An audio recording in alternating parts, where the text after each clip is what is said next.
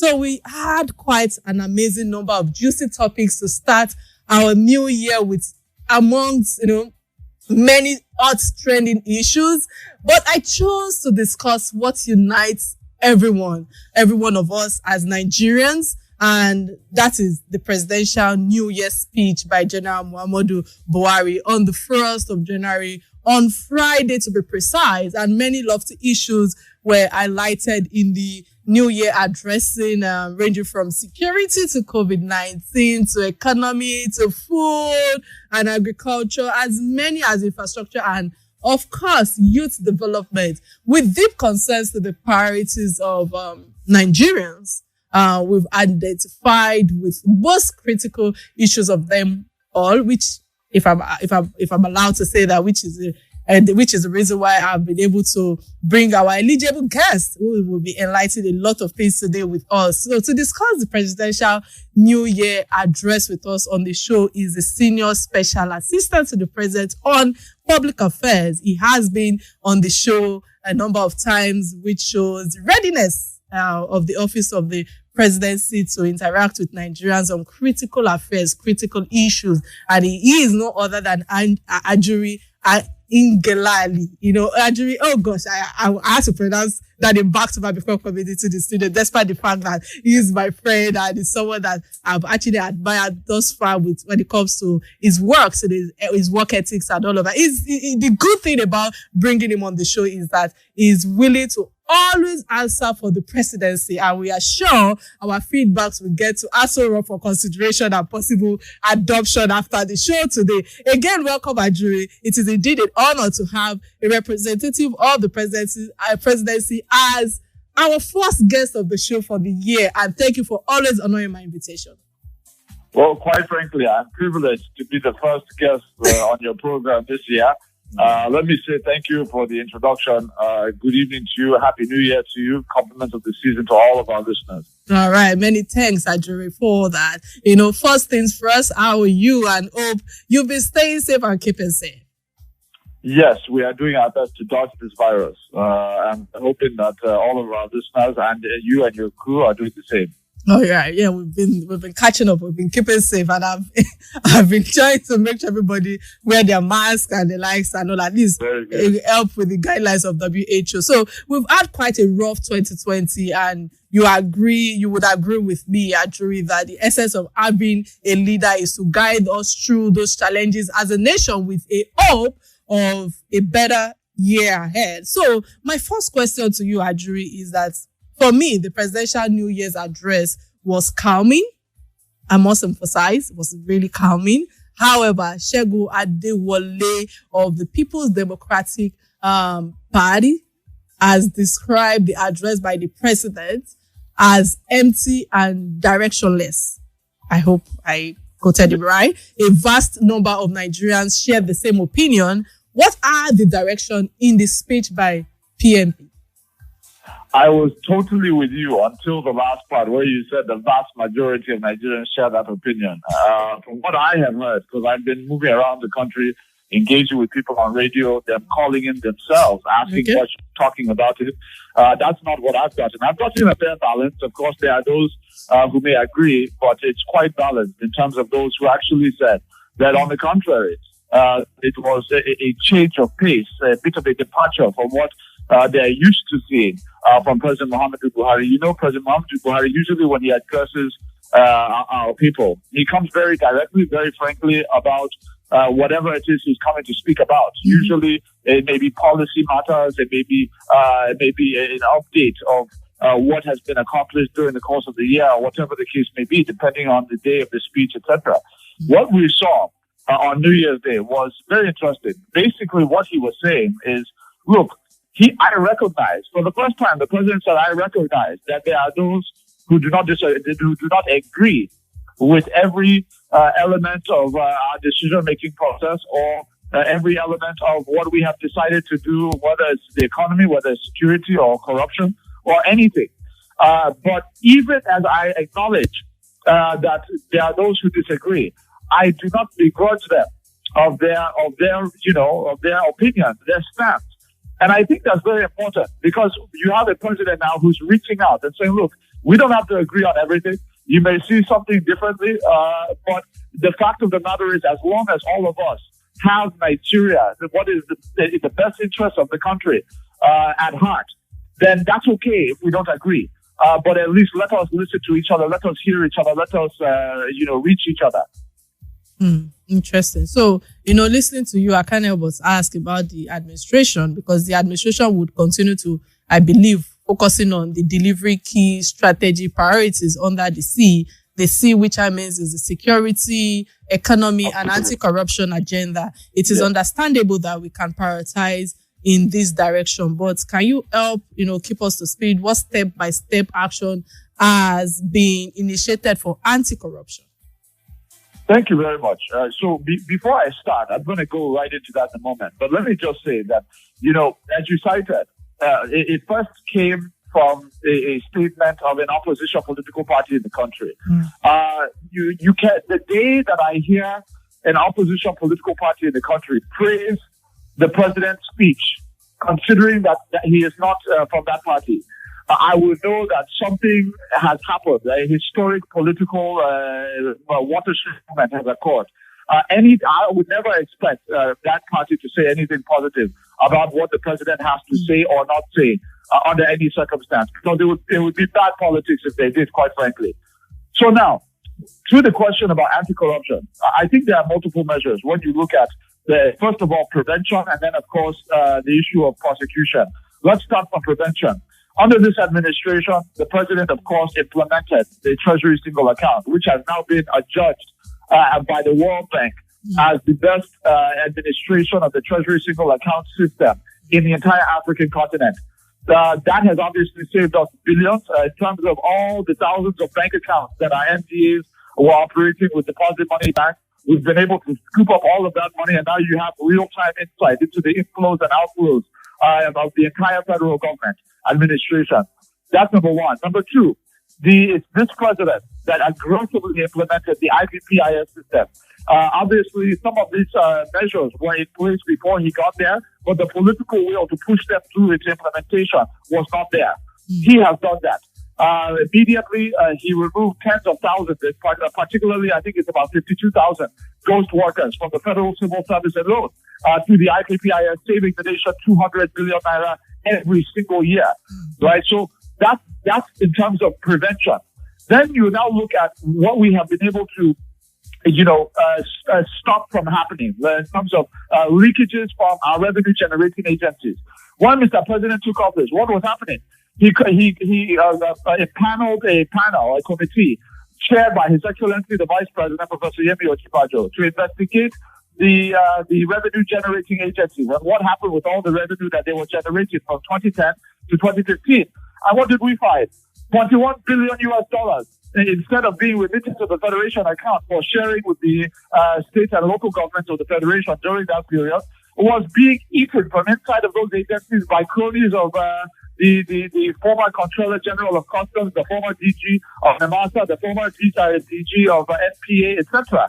They were just eating the money from inside on frivolous contracts and not remitting what they needed to remit. All of that has been now resolved. It has been dealt with. It has been opened up. And now, of course, with what we've been able to put in place, we're now seeing the customs that remitting over 1 trillion naira every single year. This is money that we were not seeing before, that was not being remitted before. And then, of course, MPA, NEMASA, and others. So you look at all of that, and you will know that a lot has happened. And then, of course, you now talk about the issue of asset recovery. We know that we have had, obviously, some challenges around asset recovery. Obviously, we just investigated the former chief executive of the Economic and Financial Crimes Commission. So clearly, there still are some challenges institutionally that need to be dealt with. But when you look at the raw numbers of what we've been able to recover in terms of naira recoveries, this is what we have in terms of the data. From 2009 to 2019, that's a 10-year period. From 2009 to 2019, the EFCC recovered approximately 1.28 trillion naira in naira terms. That is excluding dollars, euros, property and landed assets, etc. Now, out of that 1.2 trillion, from 2009 to 2015, the first 6 years of that 10-year period, only less than 300 billion was recovered. From 2015 to 2019, the last 4 years of that 10-year period, 939 billion out of 1.2 trillion was recovered. That speaks to the enhancement of what we saw in terms of the aggressive recovery of stolen assets in the country. Does that mean that we are where we want to be? Absolutely not. But anybody questioning whether or not we have been more aggressive than any other administration or administrations combined, that's irrefutable at this point. All right. Ajuri, listening to you, I can't help but to still concentrate on the areas of insecurity, because I understand that the president outlined the capacity and the confidence of our security system to successfully eliminate insecurity and insurgency, so to speak. So my question now is, why is this capacity yet to be eliminated by Boko Haram, especially when it comes to Boko Haram, and make insurgency a mention of the past? Right. Thank you very much. It's a very important question. On the insecurity question, this is one area where I strongly, and I've said this publicly, that there's a tendency on the part of our public analysis, whether it's on TV, radio, etc., to oversimplify very complex issues. What do I mean? There's a tendency to believe that there's a magic wand solution where if you just sack the service chiefs, everything will be resolved. That's just what the president needs to do, but he's not doing it. And if he did it, everything will be okay. You see, the challenge we have in the country right now is a lack of a nuanced understanding of what the threat actually is. Right now, and I'm going to just throw up a hypothetical so that we will all understand ourselves. If we had a perfect army led by perfect security chiefs under the watch or an authority of a perfect commander-in-chief with perfect equipment, perfect training, perfect everything, it would still be a problem for us to deal with this threat so long as the neighboring countries, those countries like Chad, like Niger Republic, like Cameroon, if they cannot secure their borders, if they cannot stop these terrorist organizations and these cells from running into their countries to regather, to trade, to equip, and all of that, then no matter what we do here, it is still going to be insufficient to stop them from coming over the border with these hit and run attacks, because they're going to run back to those places where we don't have jurisdiction. So this is a major problem. And so now, how much more when we do not have a perfect army, we do not have a perfect equipment, perfect training, or any of those things, but we're doing our best. So now you know the complexity of the problem. So for us now, we understand that, yes, we did our part to ensure that Boko Haram is not controlling territory in the country like they used to. Now they're moving into other countries and coming over the border to do a hit, and then they run back. That is the difference. Now, the problem is, to deal with that, it has to be tackled regionally. It's no longer a Nigeria versus Boko Haram threat. It's much larger than that. It's much more complex than that. And that is before you add the dimension that has to do with banditry. When you're talking about these other criminal elements who are committing the same acts of atrocity against farmers in Togo, against farmers in Mali, against farmers in Niger Republic. It is not unique to Nigeria. Meanwhile, if you listen to the Nigerian public discourse on TV and radio, what will they say? Oh, the Fulani herdsmen are being sponsored by a Fulani president to kill a particular citizens from one part of the country. This is how ethnic and how simple and how silly much of our public analysis has become. And that's a problem when we need to understand the threat, so that when we're talking about how to evolve solutions, we will know what we're talking about. All right. So these are really the issues around security. All right. So, Ajuri, before I ask you my next question, it's important for me to open our phone lines. Please join us by calling the phone line 0700 923 923 923. Again, 0700 923 923. And of course, you can send us a WhatsApp message on 0817 313 6193. Let's hear your perspective. If you have questions for our guests, please go ahead and hit us with your comments and queries and any suggestion from your end. Ajuri, listening to you, you know your job, you know your onions. But prior to the kankara boys, the killers of the rice farmers, are yet to be identified and brought to books, despite Boko Haram assuming responsibility for the killing. Why are we yet to bring them to justice? My dear sister, the same Boko Haram you're talking about said that they were the ones who took hostage the kankara boys. We found out, obviously, during the process of rescue and even before the actual physical rescue, that was false. But Shekau was coming out publicly claiming responsibility for something he didn't even have the capacity to do. So a part of this is propaganda, and so not everything that a terrorist organization claims that they've done. All right, Ajuri, I'm sorry, I might have to interrupt your line of thoughts. Please, we have a caller on the line. Hello, what's your name and where are you calling from, please? My name is Paul. Okay, what's your suggestion to you? Yeah. Right here at the moment. Okay. Yeah, anyway, I find it interesting that Ajuri would describe it as silly. The views that many Nigerians have, that a good portion of Nigerians are being sidelined by the issues of dealing with this security or the insecurity in Nigeria is worrisome. And if a huge portion of Nigerians have those views, the government that is committed would address it rather than come to the radio station and describe it as silly.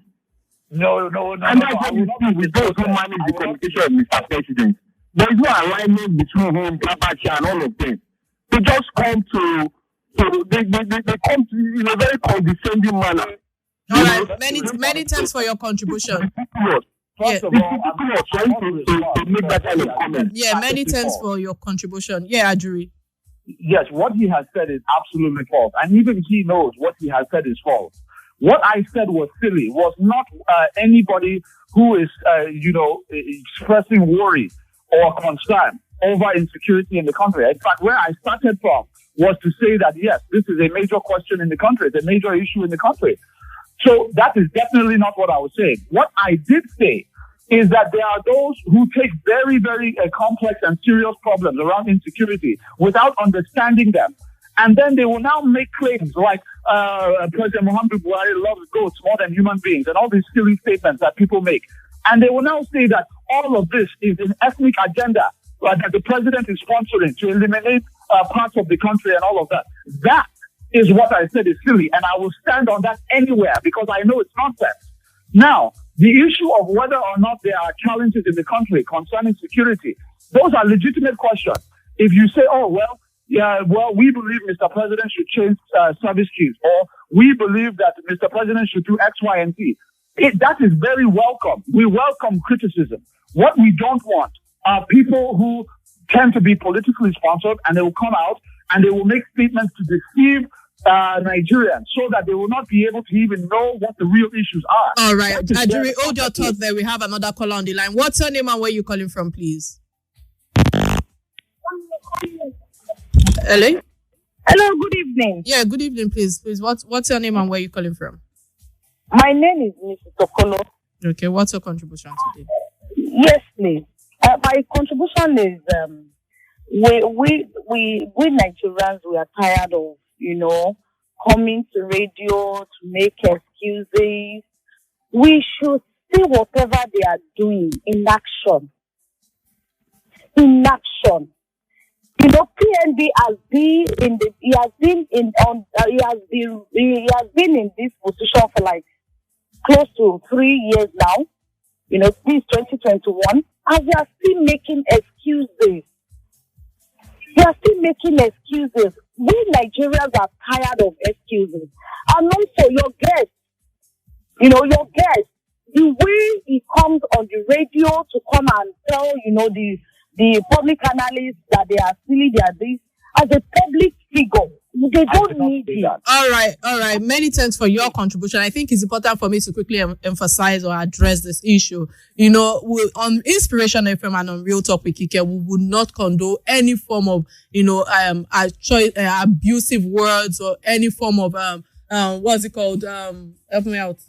Words that are not radio friendly. Yeah, he didn't really say and that. He didn't say that. So I would please emphasize our listeners to please listen to his choice of words and what he was trying to explain, to emphasize on what he's talking about. So at the end of the day, it's for the betterment of every one of us to make sure that we have a better environment, an enabling environment, and ease of doing business. We have a caller on the line. Oh God, I think we just lost that. Okay, we have another caller on the line. Hello, what's your name and where are you calling from, please? All right, we lost that. Ajuri, we have a message. Can I go ahead? Yeah, go ahead, Ajuri. Okay. First of all, this is probably, I wouldn't mention this again. I think anybody who heard what I said heard me very well. I believe that the overwhelming majority, in fact, I believe it's just very few people who go on television and radio and knowingly say very false things for their own, to advance their own agenda. I believe that those are very, very few.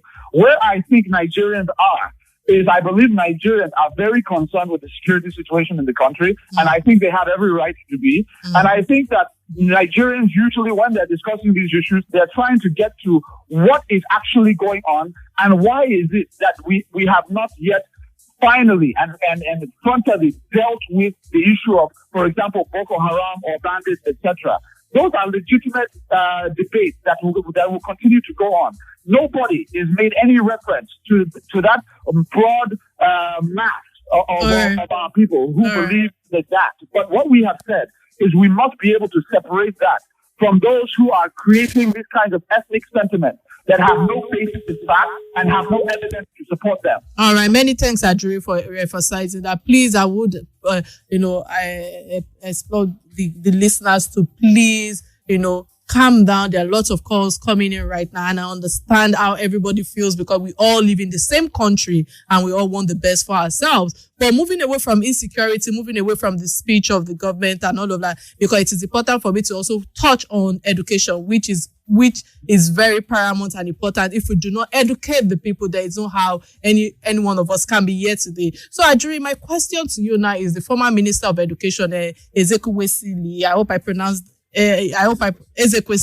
I said that Buhari's policies is killing the naira. Currently, we have, according to him, he said currently we have it as worse as a dollar exchange for almost 500 naira, which is the worst exchange rate we've ever had. So CBN is rather telling us that it get worse this January. The economy indicators are all against him, so to speak. So is there a blueprint you can explain from the presidency for economic recovery? Thank you very much. First of all, there has been a time when the naira went beyond 500 to $1. By the way, if you recall, I believe it was 2016 when it went all the way down to 528 to the dollar at the heat, at the height of the economic crisis we had at the time with the oil crash from 2014. Before we were able to now bring it back from about 520 naira to $1 back to 360 to $1 where it was for quite a long time. So now, where we are is this. In effect, if you look around the world right now, you'll see something that is common amongst most countries in the world. At this time of global economic recession, when most economies around the world are not growing, they're actually contracting, what you're now seeing is you're seeing the loss of value of international currencies. Even the mighty US dollar has depreciated. British pound, same thing. Euro, same thing. Obviously, the Nigerian naira is no different. We have revenue squeezes all around the world. People are amassing debt, trying to stimulate their economy. The U.S. is doing it. Britain is doing it. You don't name the country, they're doing it. So that's really where we are. The CBN has come out and they have assured Nigerians that between February and I believe they said February and July, that we will now begin to see a recovery of the naira back to the exchange rate that it has been pegged at for quite a number of years now. But that the way you do that is when you have the kind of liquidity, when you have the financial space to be able to buffer and support the naira. Right now, we are focused on stimulating the economy, making sure that people have money in their hands. That's why we unveiled this survival fund, where we're paying the salaries of over 400 employees across 100,000 MSMEs in every state of the federation. And these are just grants, payroll support over the next several months. That's just one measure. Just yesterday, we launched the Special Public Watch Program, an unprecedented program employing 774,000 young people, 1,000 from every local government, to reconstruct rural roads linking strategic identified market farms to markets, ports to industries to ports, and all of that. These are all just little drops in the bucket compared to what the size of the problem is. But we are moving. And for us, we are making it very clear. Last week, we launched the National Social Housing Program. Yes, please. Yeah, so when you say we are running, we are doing this and all of that, I cannot help but say this, that there's no glimmer of hope to foreign investors. More businesses folding up in the going year, and many more giants in various industries are shrinking in their finance for this new year. How does the presidency hope to make our economy vibrant again to attract foreign investments? This is where, when we make statements like that, right, in the public domain, the burden of evidence is placed on us. We can't just say, that it's Armageddon, everything is going bad, jobs are being lost, companies are closing down and all of that without the evidence. What I mean, let me be specific. When I say economic data, if you look at what's happening in South Africa, where they have contracted by 50%, minus 50. Right now, we're at minus 3%, which is a recession. But because it is not a deep recession, we are very optimistic that by the first quarter of next year, we're going to move back into growth. That did not happen by accident. It was because we had begun the implementation of the Economic Sustainability Plan, 2.3 trillion naira stimulus, which we have fully backed financially. We're not looking for the money. We have it. We are making sure that all of the programs within it have been mobilized, and they continue to be mobilized. All right. The national, please, let me just mention this. The National Social Housing Program is 300,000 houses that we're constructing in every state of the Federation, across all states, equitably distributed, creating 1.8 million direct jobs. Okay, Ajuri,